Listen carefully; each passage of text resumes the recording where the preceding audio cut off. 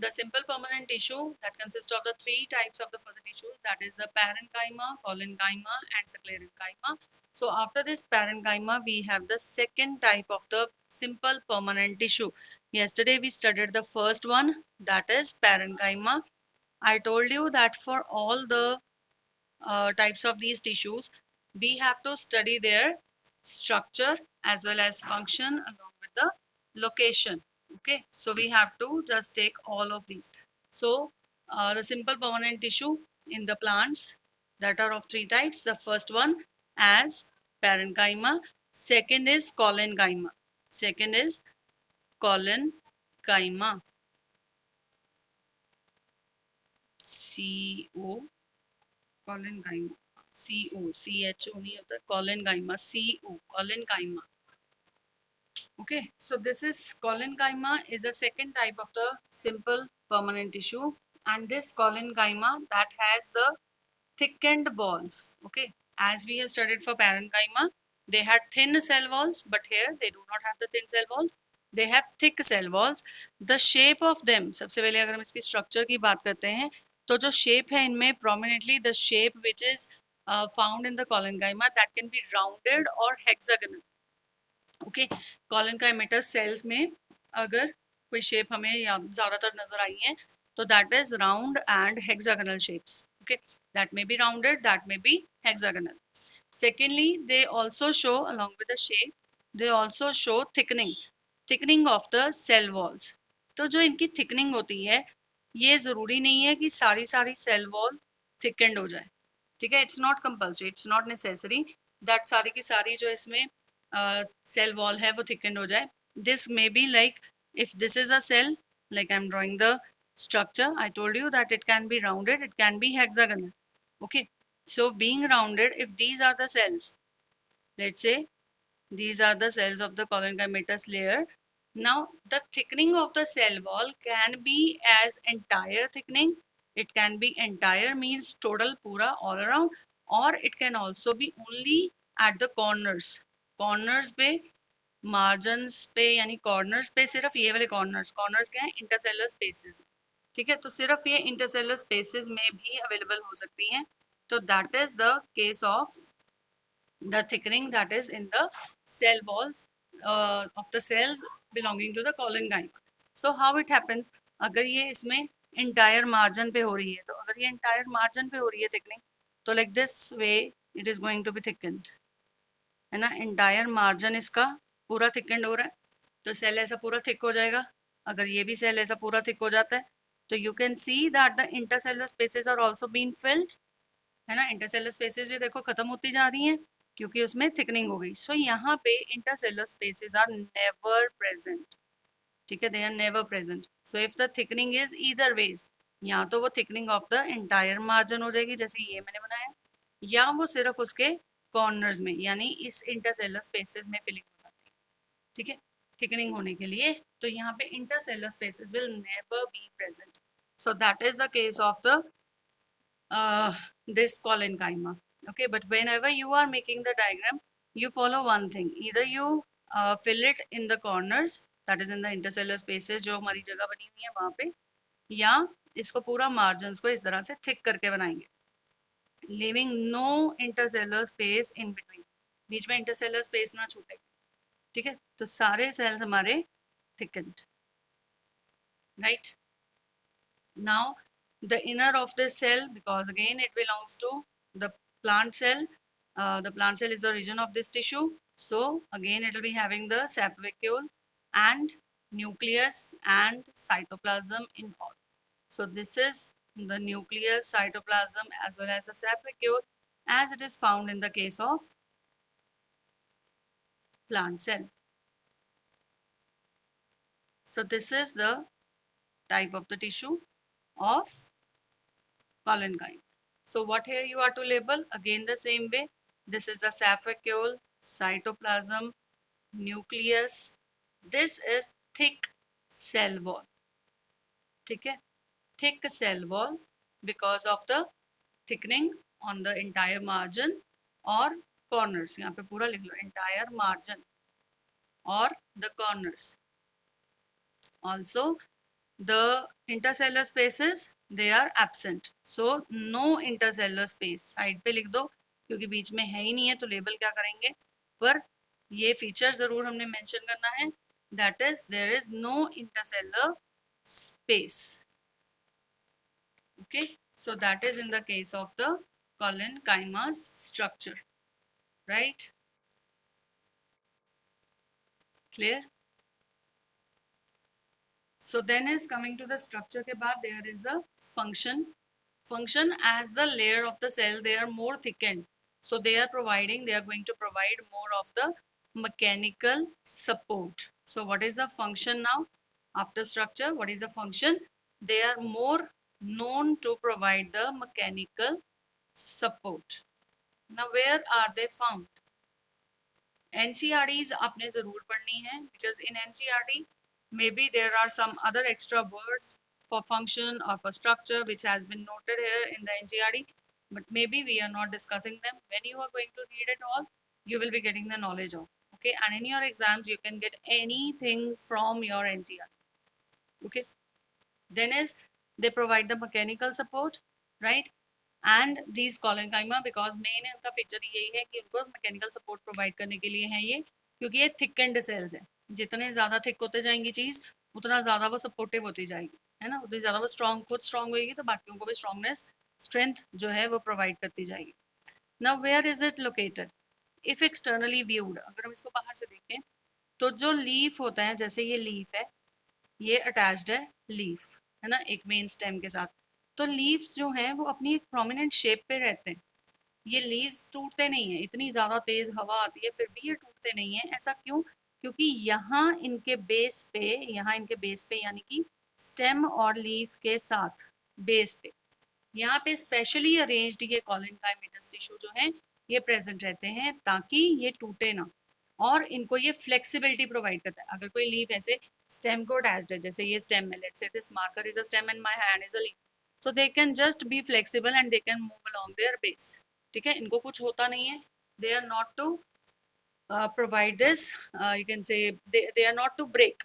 ठीक है, so that avoids the breakage, that avoids the breaking of the leaf when there are more of the air currents. So that is one location externally viewed. But if we see the location internally, that is in the by the cross section of the cells में अगर हम view करें, so that can be seen in a layer that is called as hypodermis. This is hypodermis. The students, why they are joining and rejoining again and again? Anji, so this is hypodermis. Hypodermis is a layer that which is present just next to the epidermis. किसी भी cross section, stem, root, leaf, जिसको भी आप देखेंगे सबसे ऊपर सबसे बाहर एक लेयर होता है स्टेम का, ठीक है, दैट इज एपिडर्मिस. स्टेम का, रूट का, लीफ का, जिसका भी एपिडर्मिस. एपिडर्मिस के नीचे ये स्पेशल सेल्स होंगे जिनका नाम है हाइपोडर्मिस, लेयर का नाम है. और ये सेल्स कौन से हैं इसके अंदर? दे आर, अब कौन सा शेप बना रही हूं मैं, दैट इज हेक्सागोनल, है ना. So they are what type of the cells? They are collenchymatous cells, that is collenchyma tissue. ठीक है, so this is the layer that which is made up of collenchyma called hypodermis and it is just beneath the epidermis. Epidermis के नीचे होता है. ठीक है, so this is the location, function and structure of collenchyma. Clear? Anybody having any question? Anyone wants to ask anything?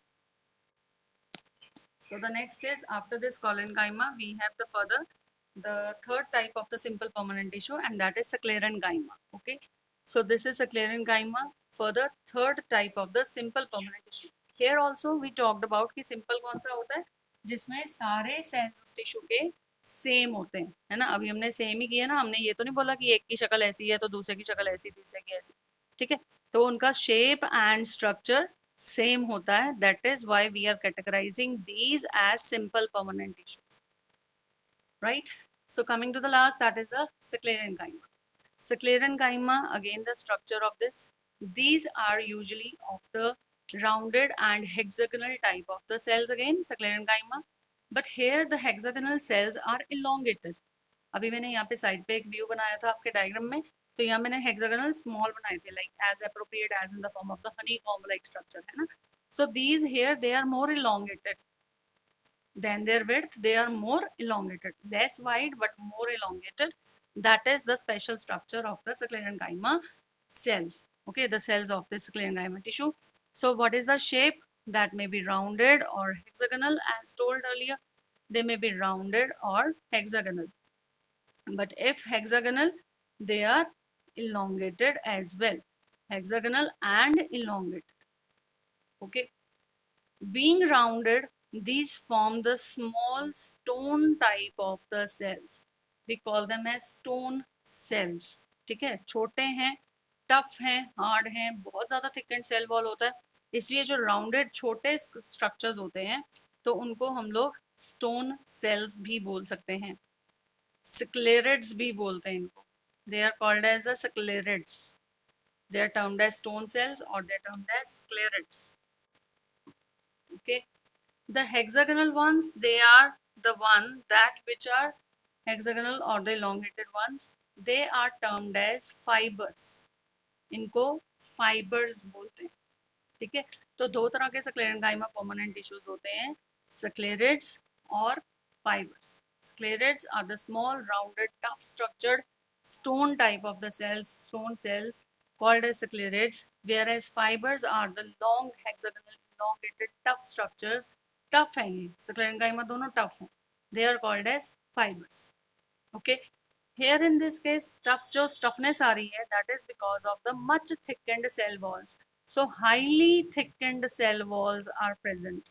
यहाँ पे cell walls की thickening इतनी ज्यादा हो जाती है कि वो बहुत ज्यादा thickened cell walls हो जाती है, इनकी present हो जाती है. So highly thickened cell walls, because of the presence of highly thickened cell walls, they also have very narrow lumen.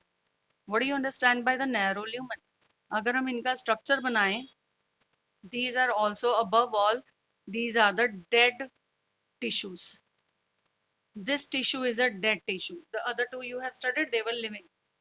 Okay, कैसे? अभी हम इसका स्ट्रक्चर अगर बनाते हैं, so let's say these are the hexagonal cells of sclerenchyma, है ना? ये cells है sclerenchyma के, ये hexagonal cells हैं sclerenchyma के. ठीक है, ऐसे ही थिकेंड आगे, सॉरी नॉट थिकेंड, अभी हमने थिकनिंग ही शो करी. ऐसे ही इसकी लेयर्स अबव हैं, साइड्स पे हैं, ऐसे ही ये आगे फर्दर अपनी फर्दर जो इसमें बनाता है, that is cells. Continue. Okay, now because I told you that these are highly thickened, तो हाईली थिकेंड कैसे बनाएंगे? इसमें इतनी ज्यादा थिकनिंग हो जाती है कि जैसे ये मेम्ब्रेन है, एक वॉल है ना, तो ये वॉल ने इतना ज्यादा थिकनिंग दे दिया कि इधर से भी इतना मोटा हो गया, इधर से भी इतना मोटा हो गया, और ये इतना थिकनेड हो रहा है. देख रहे हो कितना ज्यादा थिकनिंग हो गया. ऐसे ही अगर हम सारी तरफ थिकनिंग करेंगे तो ये इस तरह थिकनिंग जो है वो बहुत ज्यादा प्रोवाइड करता है, लेकिन ये कॉन्टिन्यूड हो ये जरूरी भी नहीं है. बीच बीच में इनमें पिट्स प्रेजेंट होती है. ये जो खाली एरियाज दे रहे हैं हम, ये पिट्स हैं. ठीक है, तो इसी तरह से सारी तरफ इसकी थिकनिंग्स जो है वो अवेलेबल हो जाएंगी. These are available all around the cell walls. Okay, so they are present all around the cell walls. That is the thickening of the cells like this. Okay, तो ये इस तरह से थिकनिंग इसकी सारी तरफ होगी, ऐसे यहाँ पे भी ऐसे, राइट. सब तरफ आपने इसकी थिकनिंग करनी है. दिस इज सारे सेल्स में हर तरफ आप इसकी थिकनिंग वॉल्स शो करेंगे. So that is the concept of thickened cell walls. ठीक है, ऐसे. क्लियर? सो क्योंकि इसका पहले अगर हम देखें, एक सेल हमारा कहाँ से कहाँ तक था, ये इतना वाइड था ना, ये वाली लाइन से लेके ये पूरा इतना वाइड. अब जब दोनों तरफ से इतनी इतनी थिकनिंग हो गई तो ये कितना थोड़ा वाइड रह गया, तो ल्यूमेन उसका नैरो हो गया. ल्यूमेन क्या होता है? उसका इनर कैविटी, ये अंदर वाला एरिया नैरो हो जाता है. ठीक है, और इतना नैरो हो जाता है कि आपको ये भी पता है कि हर सेल के अंदर 80 to 85% जो है वो सेल सैप वैक्यूल जो है उसने कवर करना है. तो अगर वो ऑलरेडी थिकनिंग ने इतना कम कर दिया, ऊपर से 80 to 85% उसने कवर कर देना है सेल वैक्यूल ने, सैप वैक्यूल ने, तो बाकी कहाँ जगह बचेगी बाकी चीजों में? नहीं होती. जिस वजह से जब ये लेटर लॉन्ग स्टेजेस पे जाते हैं, चलते चलते इनकी मतलब जब डेवलपमेंट होती है इन सेल्स की, तो ये क्या है डेवलपमेंट टाइम्स पे ये खत्म कर देते हैं अपनी सारी जो इनकी ग्रोथ होती है, ठीक है, मतलब सॉरी लिविंग जो नेचर है। Initially they are living when they are produced, आपको मैंने कराया था ना कि मेरिस्टेमेटिक कुछ सेल्स को छोड़ देते परमानेंट्स और खुद मेरिस्टेमेटिक रहते हैं, तो ये वो वाले हैं जब ये बने लिविंग से, लेकिन जो बन गए हैं वो स्क्लेरेंकाइमा है क्योंकि ये अब डेड है, इनके अंदर इतना जगह नहीं था कि ये न्यूक्लियस साइटोप्लाज्म हर चीज को अंदर रख सके, सो इसलिए ये डेड टिश्यूज हैं, they do not have the nucleus और साइटोप्लाज्म और the other vacuole type of the things, ठीक है। सो यहाँ पे आप इसको सिर्फ यही लेबल करेंगे hexagonal shaped cells, and these are then the thickened thick cell walls. This is a thick cell wall. These are the pits in between. Pits are for the conduction of the materials. इनके साइडों में कहीं ना कहीं तो कोई living होगा, तो वो क्या है कंडक्शन करता है, और उसकी वजह से यहाँ पे क्या है, उसकी वजह से क्या होता है, this also leads to the conduction of these cells because they are to work also, ठीक है। So these type of the cells they are called as the fibers. Now what is their function? Function is obviously because they are highly thickened, so function क्या होगा, that is to provide the mechanical support. So mechanically these are to provide the mechanical support, highly these are there to provide the support, so that is the function of the sclerenchyma. Even in the nuts you can see, इसका location लिखो, what is the location of this? Location wise cross section के अंदर sclerenchyma जो है वो rarely found cell है, ठीक है। बाहर स्ट्रक्चर्स में एसोसिएटेड ये मिलता है as seen in the husk of coconut. What is that husk of coconut? Husk means जो उसके बाहर ब्राउन हेयर्स नजर आते हैं आपको, उस हेयर्स में पूरा का पूरा वो हेयरी स्ट्रक्चर्स जो हैं they are all made up of this sclerenchyma. Okay, so this is husk of coconut that which comprises of the sclerenchyma tissue. Okay, also the husk of coconut is there, then there is nuts, जो हैं हमारी nuts हैं, hard होती हैं, hard structures होती हैं, उनकी shells कितनी ज़्यादा hardened होती हैं, that is also because of the sclerenchyma tissue. Then even the seeds, like the seeds of the guava seeds होते हैं, अब जब भी उनको खाते हो you can crush them with your teeth, but they are so hard to be eaten, है ना, कितनी क्रंची सी नॉइस सी जो आती है वो फील होती है हमें, तो that is because they are made up of these stone cells sclerites. Okay, so that comprises of the sclerites. The rounded tough portions they carries the sclerenchyma, whereas the elongated tough portion like husk of coconut that carries the fibers. Okay, these fibers are also associated with the other tissues, that is the complex permanent tissues. Complex permanent tissues, that are the last category of the tissues. Complex permanent tissues. That in details, I think we won't be able to finish it because your time is going to be over. We will be continuing this after your classes, that is, sorry, after your vacations. The complex permanent tissue, but we can just have a look on that what they are and how they do look like, what is their difference, and in details we can also continue it after the vacations. So coming to the next, that is a complex permanent tissue. Complex permanent tissue because they are made up of the dissimilar structure of their cells. So they have dissimilar structure, but they do provide the same function. Function ये सारे अलग अलग नहीं करते हैं, ये same function play करते हैं, लेकिन ये डिसिमिलर स्ट्रक्चर के सेल्स के बने होते हैं। कैसे? दो तरह के कम्प्लेक्स परमानेंट टिश्यूज हैं, we have one as xylem and another as phloem. One is xylem, another is phloem. Xylem is for the conduction of water. This helps in conduction of water, whereas the phloem that helps in the conduction of